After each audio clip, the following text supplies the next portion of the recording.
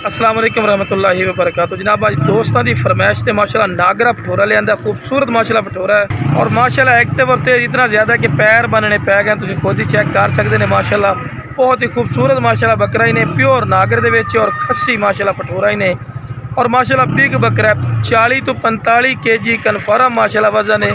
तो लो मेरा हाइट कद भी चेक कर सकते हैं, चंगे हाइट कद दे खूबसूरत माशाल्लाह कलर दे।